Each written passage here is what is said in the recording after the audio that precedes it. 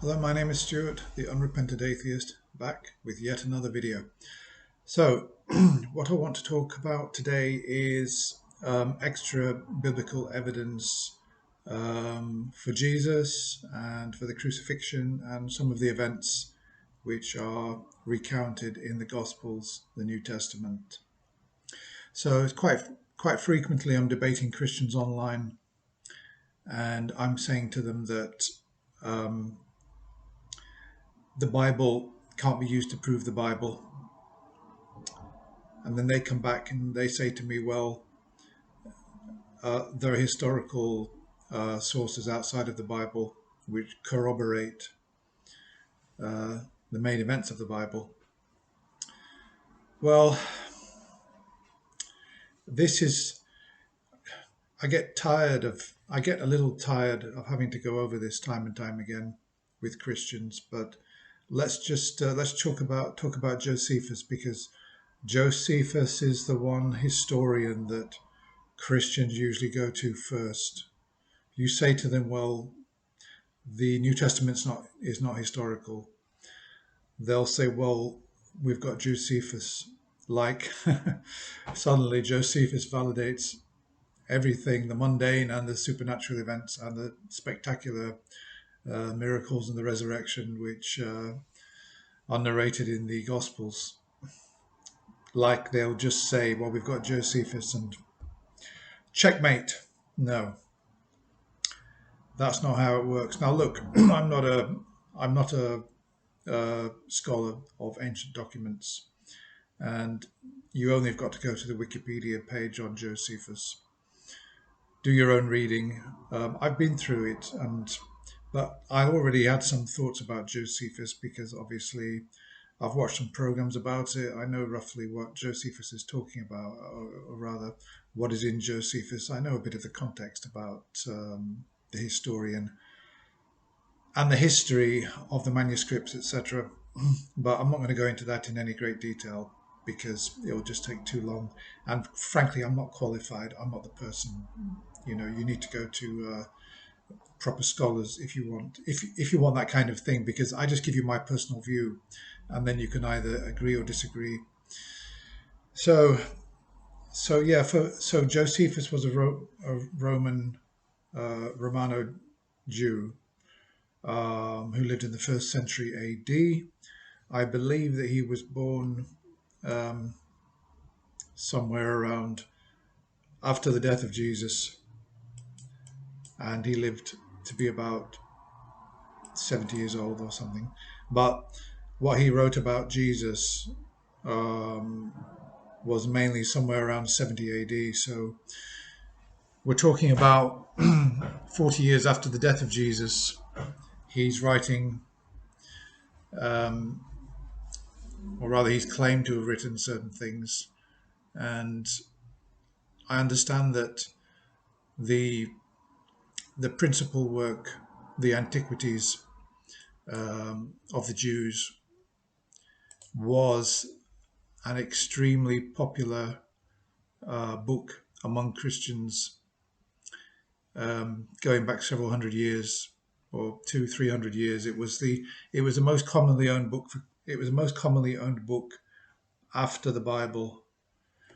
It was very important because obviously it seemed to corroborate historically what was going on in the New Testament, and it was important. And not just that, but there was a lot of contextual stuff. Obviously, um, he was writing about the wars, the uprisings of the Jews against the Romans, etc. And this was all fascinating stuff. And embedded in all that were some passages about Jesus and about James, the brother of Jesus, and his stoning and everything. And so this was important. And I can tell you, I was really surprised when I looked at the Wikipedia page. I can't show it to you now, unfortunately, but there's a picture of a 1466 copy of the Antiquities of the Jews, and it's obviously been done by Christian scribes. It is absolutely stunning. I mean, I love manuscripts. I love going to the British Library and looking at the Lindisfarne Gospels and some of the amazing medieval illustrations. It's just absolutely stunning. And this copy of the Antiquities is done to absolutely impeccable standard. The artwork, the illuminations, is I'm not actually seeing better in it, even in a Bible. It's absolutely incredible. So I suggest you go and have a look at that.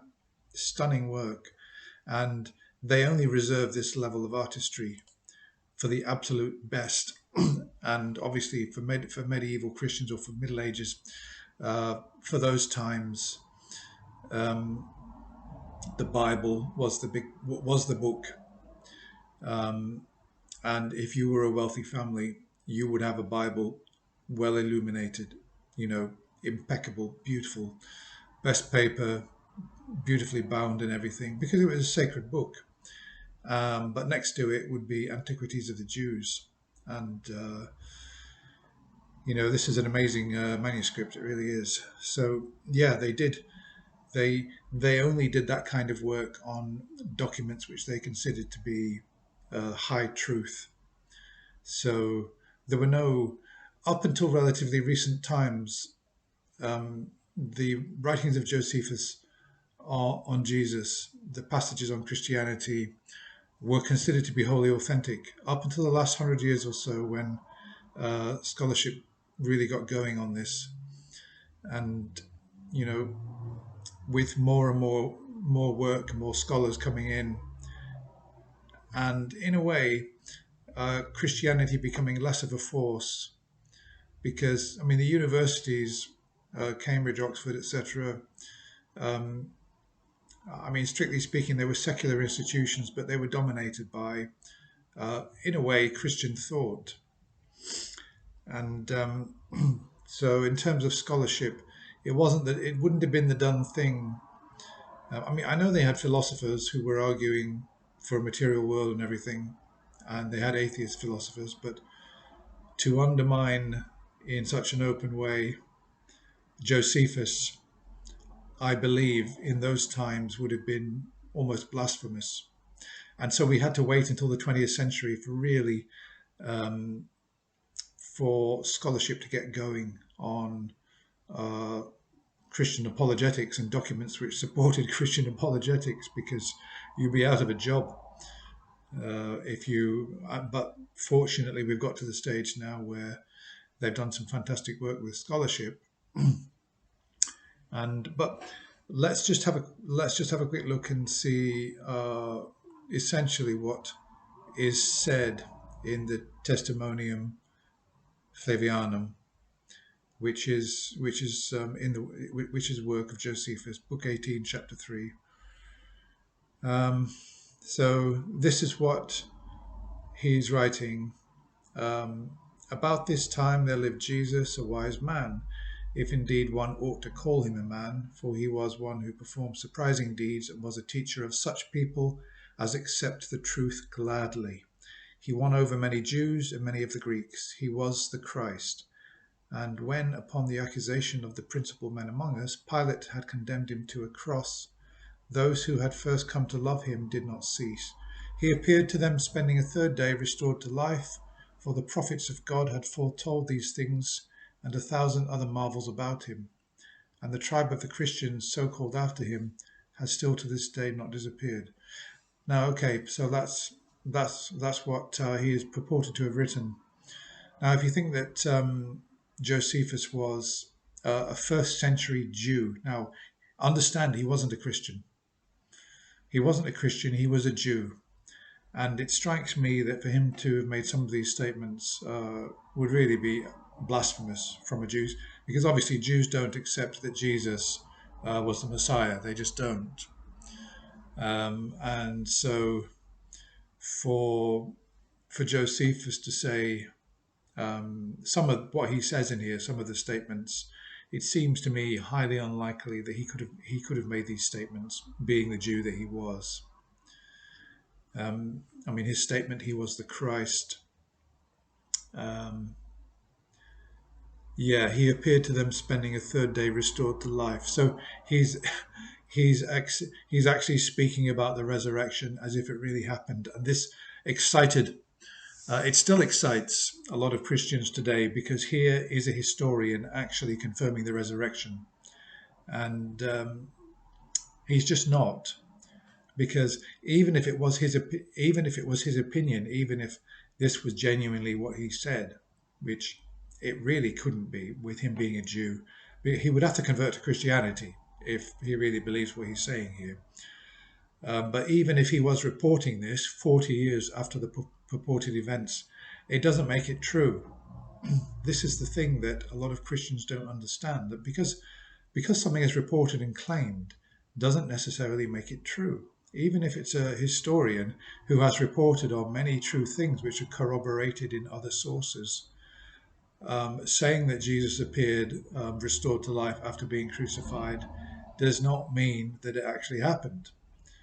I mean, even if we stretch our imagination and say, well, maybe he was just a Christian for that day when he wrote this, it may well be that he was aware of some oral tradition, or he was aware of certain stories that were going around, and he wrote this down, and he's reporting on hearsay, and that's not the same as evidence that it actually happened.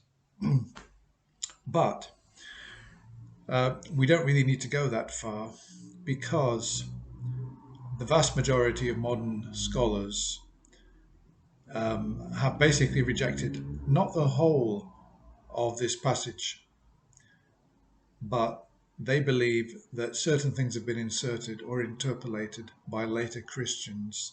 The earliest manuscripts we've got of any kind are actually 11th century, so it's not like we have, like Codex Sinaiticus or anything like that. We haven't got really old, we haven't got manuscripts which are really close to the original material. And so the earliest manuscripts are 11th century. Now, the only people in those days that were capable of transcribing and translating and copying books were Christian monks, Christian scribes, and it doesn't stretch possibility that this passage may have reported that there was this figure by the name of Jesus, that he was condemned by Pilate, and it may well actually just not, there may be actually very little core material there, and most scholars seem to agree that there is some authentic core material here, which actually may confirm that Jesus did exist. Jesus was crucified under Pilate, but it doesn't really confirm any more than that. Certainly can't confirm the resurrection.